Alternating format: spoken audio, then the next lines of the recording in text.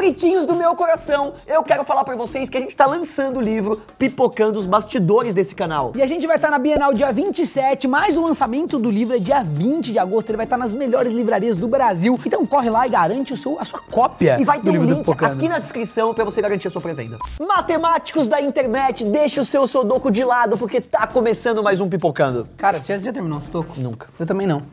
Tenho vontade. Assistir filmes é uma tarefa fácil e geralmente muito divertida, mas você pode ter certeza que existe uma galera trabalhando até com matemática pra compor aquele plano que você tanto ama, aquelas coisas maravilhosas que o cinema te proporciona. E pra acabar com aquela ideia de que cinema é só da galerinha de humanas, hoje você vai saber um pouco mais sobre a matemática no cinema.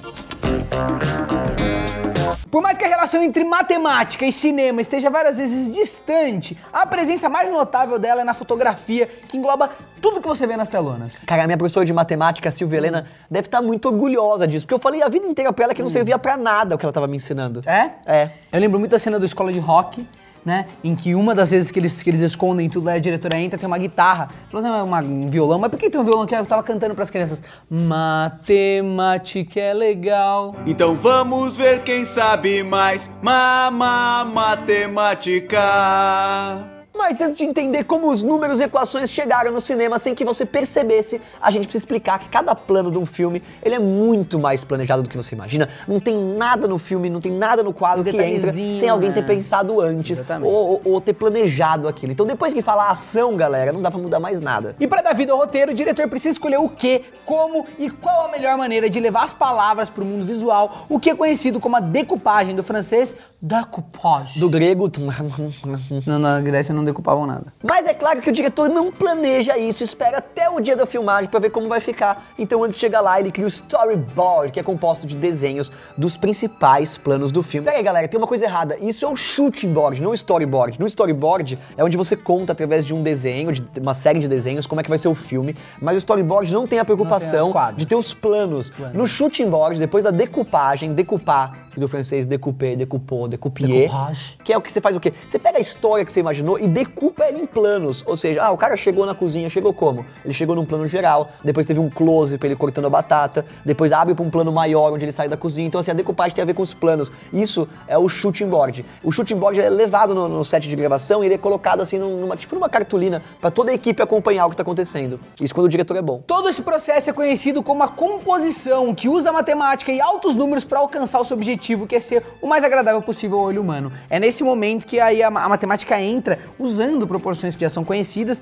para estudar o melhor jeito de colocar as coisas no quadro, para significar as coisas no quadro, as proporções entre um item e outro. E tem diretor que é muito mais noiado nisso do que outros, né? Mas já que essa história de matemática e cinema não é do conhecimento da galera, muitas vezes a gente nem percebe as regras e proporções que ajudam um plano a ser menos ou mais agradável. Ou te passar uma noção maior, por exemplo, assim, quando você deixa um cara maior que um outro cara no plano, né? Quando, porra, tem um monte de escolha que você pode fazer pra transmitir coisas que... Eu vou dar um exemplo como a matemática é importante. Sabe o que a gente chama aqui de GC, mas essa parte aqui onde entra as nossas informações com o nosso nome, não sei o que lá? Então, existe um jeito em Hollywood que chamam isso, é lower third. Eles falam assim, por que você não usa alguma coisa em lower third? Ou seja, é o terceiro segmento da tela do quadro mais baixo, ou seja, o quadro é dividido em 3 metades, a metade mais baixa do quadro, vocês devem estar olhando, deve ser daqui pra baixo, que é onde entra as informações de texto. Então quando alguém em Hollywood fala, vamos criar um lower third pra isso, é uma informação de texto que vai entrar no terceiro segmento aqui de baixo. Então até termos matemáticos os caras usam, né? Então se você não sabe nem o que é um terço, vai ficar difícil. Ferrou, Aí você volta pra primeira série. Se você achar que terço é sua avó que reza,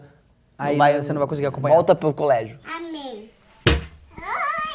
Um dos usos mais comuns da matemática na composição de um plano é a regra dos terços, né, que divide a tela em 2 linhas verticais e 2 horizontais, criando vários pontos de interesse para você, diretor aspirante, poder usá-los ao seu favor. Cada um significa uma coisa, é uma coisa louca. Tem até um estudo que mostra aonde os espectadores olham primeiro. Tem todo um desenho que o olho faz humano, que a maioria das pessoas segue a mesma ordem. Olha primeiro pra direita, não sei, mas olha primeiro pra direita, vai tocando a tela, desce. Essa espécie de grade foi criado para separar o plano em vários setores, facilitando a tarefa de encontrar a melhor posição proporção pro seu objeto ou personagem de destaque do plano. Eu quero ressaltar aqui que eu gosto de gravar, e tem diretores, a maioria faz isso, mas você pode ver que os planos mais bonitos não são feitos. Eles são feitos através da regra de 2/3. É que você tampa 2/3 da imagem e deixa 1/3 sem tampar. Então quando você pega um entrevistador ou um cara que tá conversando com outro, geralmente um fica em 2/3 da esquerda e o outro fica em 2/3 da direita. No caso do Wes Anderson, ele faz simetria no quadro inteiro, né? Então assim, é diferente de um diretor que cata a câmera aqui, coloca no centro e o resto do quadro todo zoado, né? Aí dá uma estética estranha de que você tá centralizando as coisas e fica muito óbvio. Mas o Wes Anderson também é estranho. Não, mas caralho, eu acho estranho pra caralho. Mas é um quadro bonito também, porque daí ele faz o quadro inteiro ser simétrico. Ele coloca o cara no meio, tipo, e as duas portas são iguais, e tipo, tem feitinhos iguais dos dois lados. Então ele criou essa estética dele que é super própria e que ele sabe muito bem o que ele tá fazendo, né? Por mais que a regra não apareça em todos os momentos do filme, ela é geralmente usada pra colocar o foco do plano em 2 pontos de encontro das linhas. Essa regra é tão comum hoje em dia que você pode encontrar ela em praticamente todos os filmes, já que ela se provou absurdamente eficaz em agradar os espectadores, sem que eles nem percebam. Mas a matemática também aparece no cinema com a famigerada proporção áurea, que já dava as caras há muito tempo e aparecia em altas pinturas clássicas, como é o caso do Homem Vitruviano. Essa combinação de vários retângulos e a icônica espiral pode ser encontrada até na natureza, como no formato das conchas e dos caramujos. Já que a proporção áurea ela é muito natural, né, tá na natureza e beira a perfeição, ela é considerada por muitos como a forma mais agradável, né, de representar coisas pro olho humano, o que obviamente resultou na presença dela na nossa querida sétima arte, que é uma arte tão A visual. proporção áurea, pra quem não tá ligado, cara, ela segue toda uma regra da sequência Fibonacci, é uma puta loucura que você vai pesquisar, mas que eles encontraram um jeito de mostrar como o seu olho reconhece a beleza e como que a natureza se expressa em formas belas. Então, quando descobriram mais ou menos um jeito de montar uma fórmula parecida, criaram as figuras, os fractais, que criam por si só figuras orgânicas muito loucas.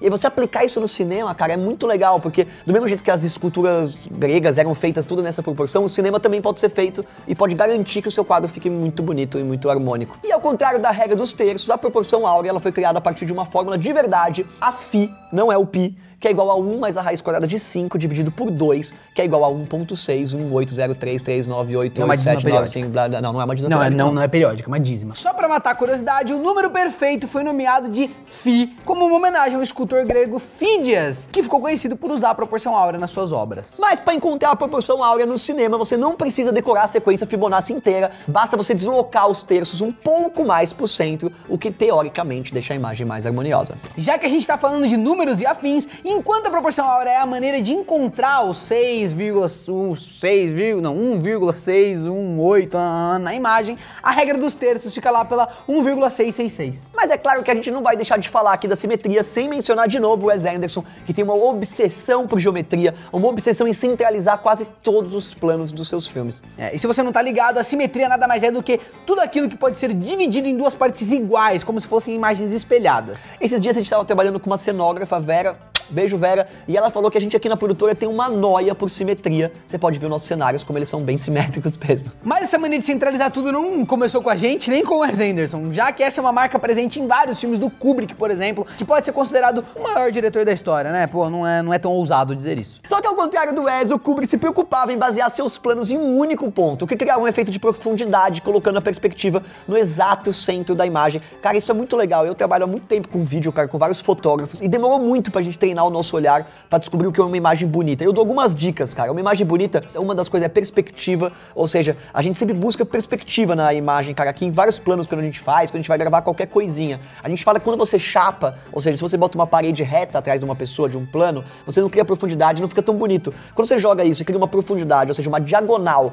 cruzando os 2 pontos diagonais dessa regra de 3, né? Você passa a deixar o plano mais bonito. E tanto que essas câmeras novas que desfocam fundo, elas ficaram muito legais e muito famosas por isso, porque elas conseguiram deixar os planos muito mais bonitos. Outra coisa muito legal que as câmeras novas fizeram, que deixa os planos muito mais bonitos, e você pode ver isso no cinema, toda a cena, ela usa toda a escala de degradê que o negativo ou que a tecnologia pode te oferecer. Dificilmente você vai fazer uma cena com menos escala de contraste, ou seja, você pode pegar um plano qualquer de um diretor e observar que sempre tem um ponto muito alto e um ponto muito baixo, ou seja, sempre tem o branco puro, que é o branco, no caso é o branco 100, e o preto 0. Então isso é muito comum em um plano, assim, onde tem 2 pessoas conversando, ter, por exemplo, um abajur ligado no fundo, ou quando você tá dentro, ou você tá algo que está estourado e algo que está profundamente escuro. Não é estourado porque ele não perde a informação, mas ele tá no último nível de branco e o outro no último nível de preto. Isso faz com que a imagem fique bonito. Depois a gente pode mostrar uns exemplos aqui na tela de imagens que não usam essa técnica e diretor de fotografia que se preocupam a usar toda essa escala de degradê, na verdade isso tem a ver com a capacidade da câmera de reproduzir as escalas. Então quanto mais você usa isso, mais bonito fica e mais real fica. Onde tem pessoas conversando, tem um abajur. Onde tem uma rua, tem o poste da rua. Dificilmente não vai ter essa escala. E quando, essa referência. E quando você tá editando, você tá na ilha, tá procurando a imagem mais bonita, cara, você sempre escolhe essas imagens. E aí você começa a fazer uma análise. Por que eu tô escolhendo essa imagem e não essa? Provavelmente ela tem uma escala gigante de contraste. O Pipocando Algébrico de hoje vai ficando por aqui, mas você não pode deixar de estudar para a prova de matemática que é amanhã. Não, deixa as equações aqui embaixo aqui de como fazer o vídeo perfeito. Exatamente. E não esquece de assinar o canal, ativar o sininho sinistro e passar na loja do Pipocando que está cheio de descontos maravilhosos. Olha essa estampa aqui, meu amiguinho, você pode adquiri-la. Tia, larga a calculadora científica e vem pro YouTube. Tadinha da tia, não sabe nem mexer na calculadora.